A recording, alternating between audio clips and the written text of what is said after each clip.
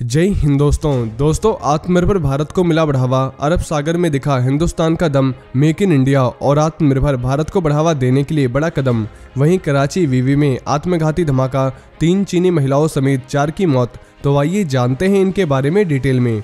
दोस्तों, केंद्र सरकार इन दिनों मेक इन इंडिया को बढ़ावा देने के लिए डिफेंस सेक्टर पर खास जोर दे रही है। सरकार के नए प्लान के मुताबिक मेक इन इंडिया को बढ़ावा देने के लिए मिलिट्री इक्विपमेंट के इंपोर्ट पर बैन लगाया जा रहा है। इस कड़ी में हिंदुस्तान एरोनॉटिक्स लिमिटेड HAL और भारत इलेक्ट्रॉनिक्स लिमिटेड बेल ने आज बेंगलुरु में एक कॉन्ट्रैक्ट पर सिग्नेचर किया है। इस कॉन्ट्रैक्ट के मुताबिक बेंगलुरु में सुखोई फाइटर जेट्स के लिए long range dual band infrared search and track system IRST के को डेवलपमेंट एंड को प्रोडक्शन के लिए कॉन्ट्रैक्ट पर सिग्नेचर किया गया है।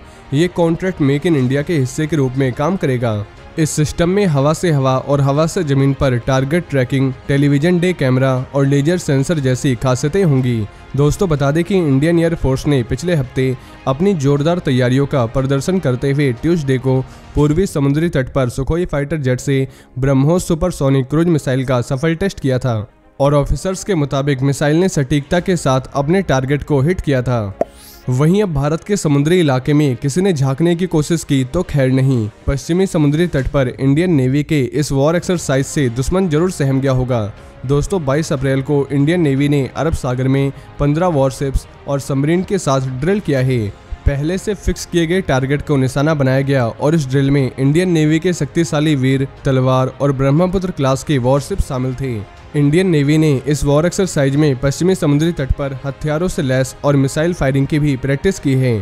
टारगेट मिशन पर सबमरीन, बड़ी संख्या में maritime petrol aircraft, helicopter, fighter jet और RPS शामिल थे। इस वीडियो में आप देख सकते हैं कि किस तरह से मरीन एक्शन के लिए तैयार हैं। दोस्तों, हमारे जाबाज दुश्मन की आने वाली मिसाइल का भी पता लगा लेते हैं और उसे बर्बाद कर देते हैं। एक बार फिर नेवी ने भारत की समुद्री सीमाओं और समुद्री हितों की रक्षा के लिए अपनी क्षमता का जबरदस्त प्रदर्शन किया है।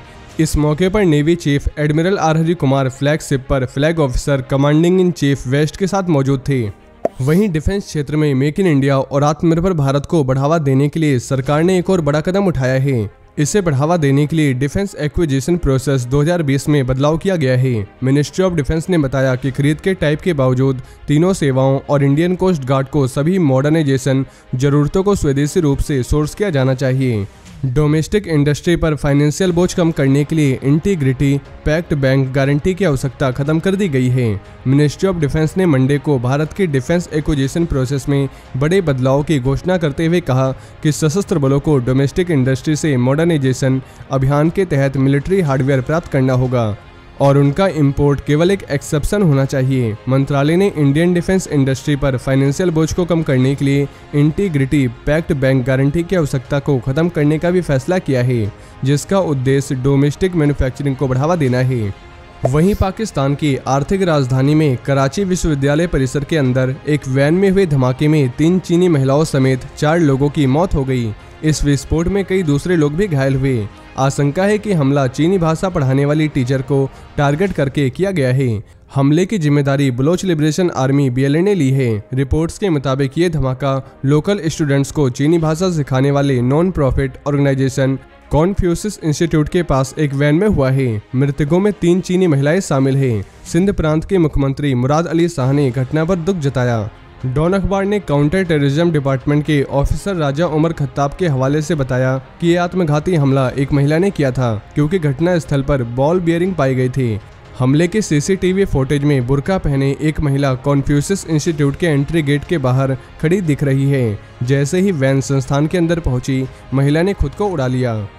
तो दोस्तों, ये थे आज के कुछ बड़े डिफेंस अपडेट। इसके अलावा अगर आप भारतीय सेना से जुड़ी ऐसी और भी जानकारी जानना चाहते हैं तो आपको हमारे दूसरे चैनल डिफेंस एनालिसिस पे मिल जाएगी, जिसकी लिंक आपको नीचे डिस्क्रिप्शन में मिल जाएगी।